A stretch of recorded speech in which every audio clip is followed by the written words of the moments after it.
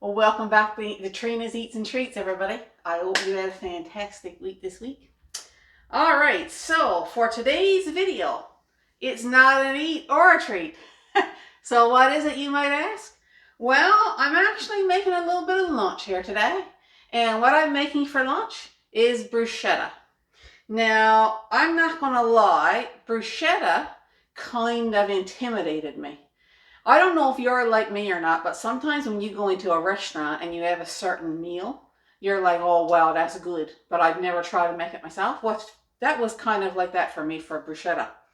But a friend of mine gave me a recipe for bruschetta, and it's really, really easy, and it's really, really good. And so you can either do this as an appetizer, or you can have it like as a quick lunch, like I'm going to do today.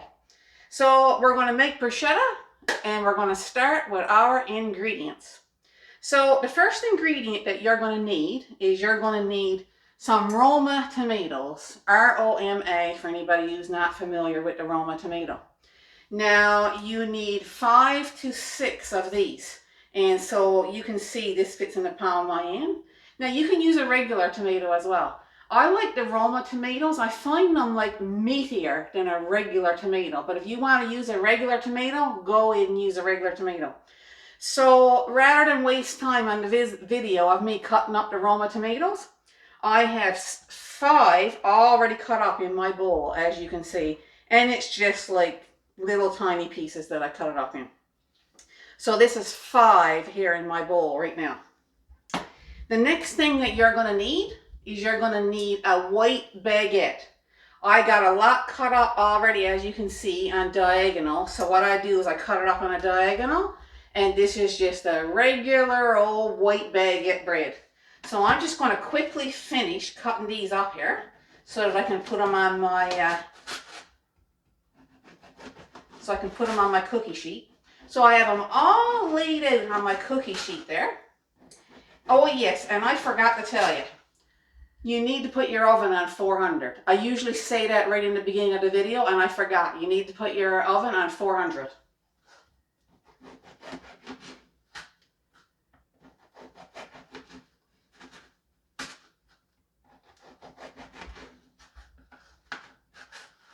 So cut it on a diagonal so that there's a lot of surface area.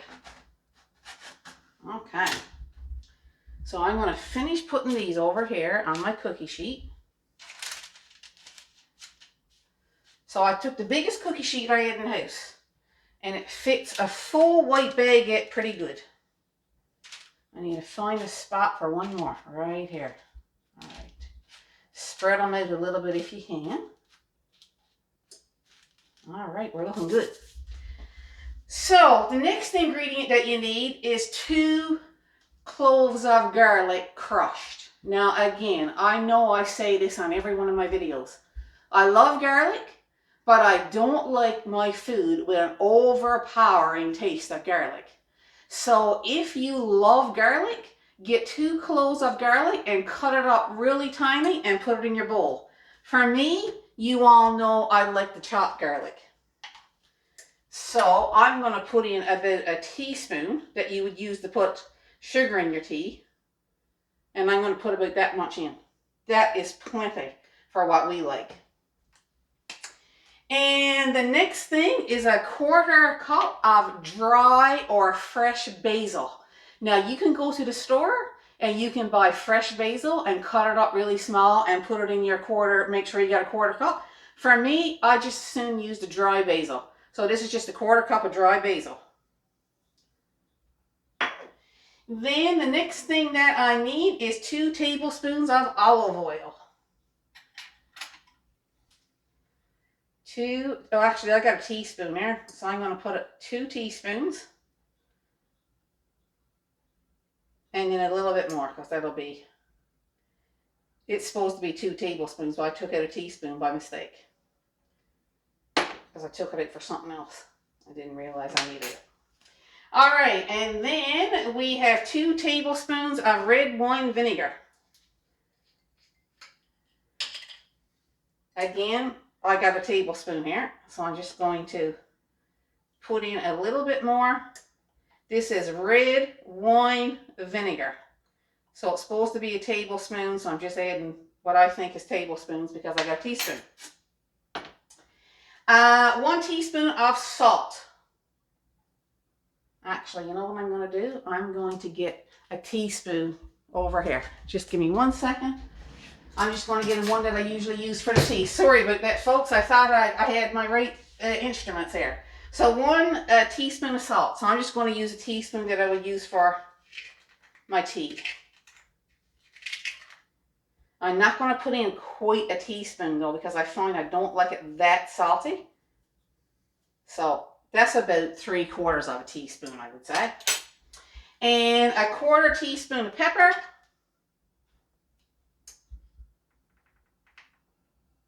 Quarter teaspoon of pepper. And that's it. So I'm going to read off the ingredients again. 5 to 6 large Roma tomatoes. 2 crushed cloves of garlic, or like if you're like me, I do 1 teaspoon of the chopped garlic. 1 cup of fresh or dry basil. 2 tablespoons of olive oil. 2 tablespoons of red wine vinegar. And 1 teaspoon of salt. A 1/4 teaspoon of pepper. So we're going to mix all these ingredients together.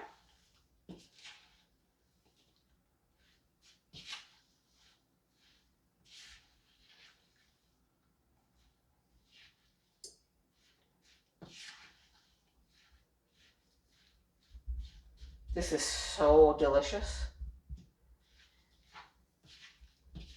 Mix it all together really well.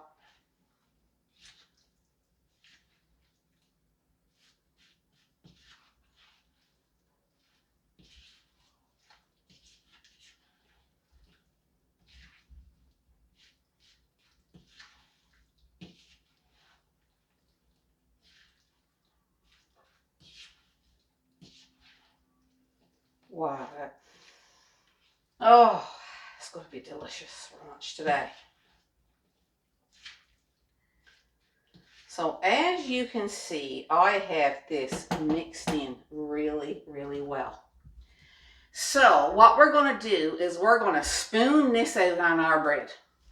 So I'm going to do a few so that I can show you what I'm doing here. So you get a teaspoon and you start putting this out on your bread. This can be a little bit messy, but it'll be worth it in the end. Trust me. Because it's so delicious.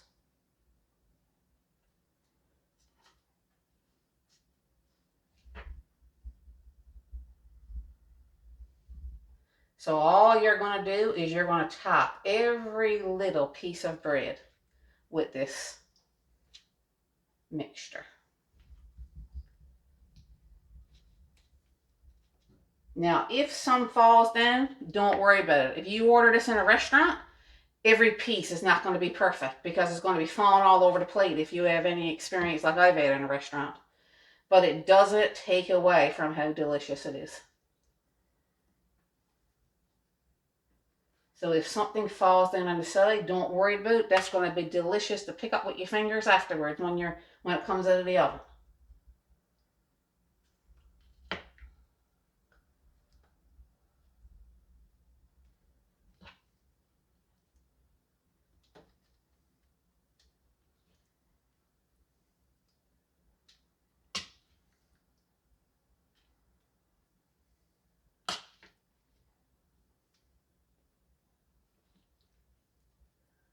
And if you have a little bit left over, put it in the fridge and maybe use it for breakfast tomorrow on a piece of bread or something. Because some people, you know, they would love to have this for a breakfast meal too, right?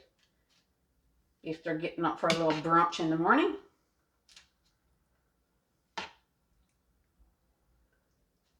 Oh my goodness, this is going to be so delicious.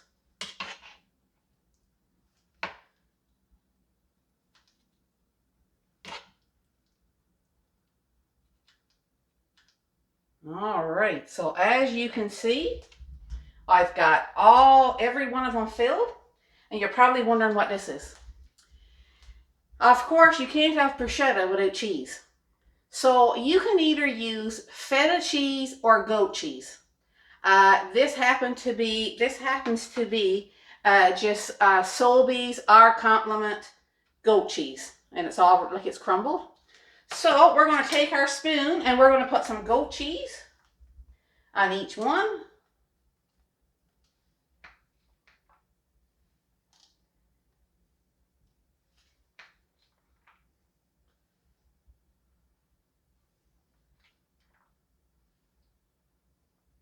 Oh my goodness, can't wait for this to come out of the oven.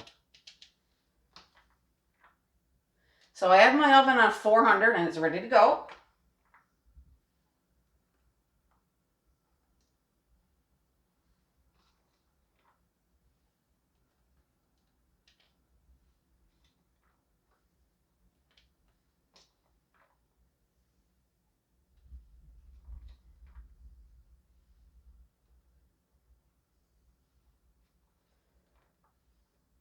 Like I say, if you got any of that stuff left over, you might want to have a little brunch tomorrow on a piece of white toast and put it in the oven for a minute or so to warm it back up.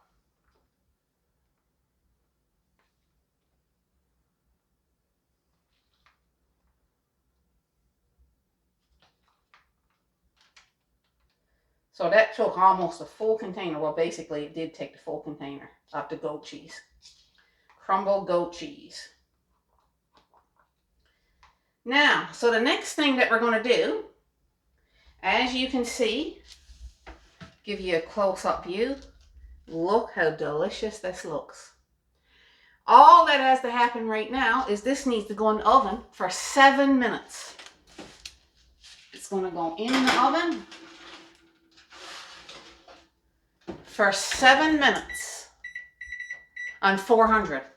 You're probably wondering about this. This is the only thing I didn't talk about. This is balsamic vinegar. So basically, once it comes out of the oven, you drizzle every piece of bread with a little bit of balsamic vinegar. We will do that when this comes out of the oven in 7 minutes. So I'll see you in 7 minutes and we'll do a taste test like we always do. See you in 7 minutes. Welcome back, everyone. Okay, so the bruschetta has been in the oven for 7 minutes on 400. So as you can see, this looks delicious. So the last thing that we need to do is we need to drizzle a little bit of balsamic vinegar on each piece. So that's what I'm going to do now. Just a tad on each piece.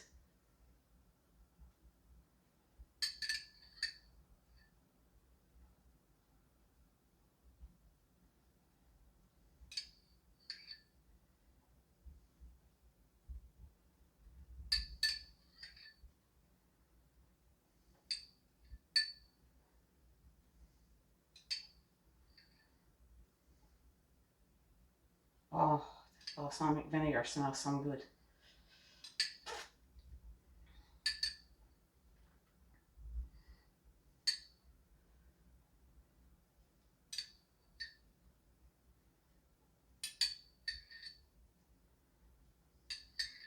Now, you know, I guess you could also do this for a supper meal if you wanted a quick supper meal and you were having like a Caesar salad or a garden salad or any kind of salad. You could pretty much do this and have it as a supper meal if you're looking for something like really quick. But like I say, it's also good for lunch. It's good for an appetizer. All right, so we're done. This looks delicious. So obviously we're going to taste test like we do every week. I'm going to take, oh, the bread is nice and warm now after being in the oven for that 7 minutes.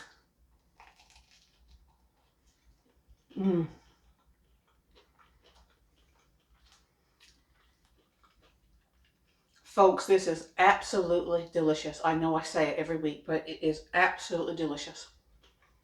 I can't wait to go now and enjoy this for my lunch. We're doing a barbecue for supper today, so there's probably enough left there to have as an appetizer for the barbecue. If you try this recipe, you'll love it. Until next time, make somebody laugh today. Have a great weekend. If you enjoyed this video, give me a thumbs up. Keep your comments coming. And if you haven't subscribed to my channel yet, I would really appreciate it if you consider it. It helped me out a lot. And until next time, have a great week, make someone smile, and we'll see you later. Bye.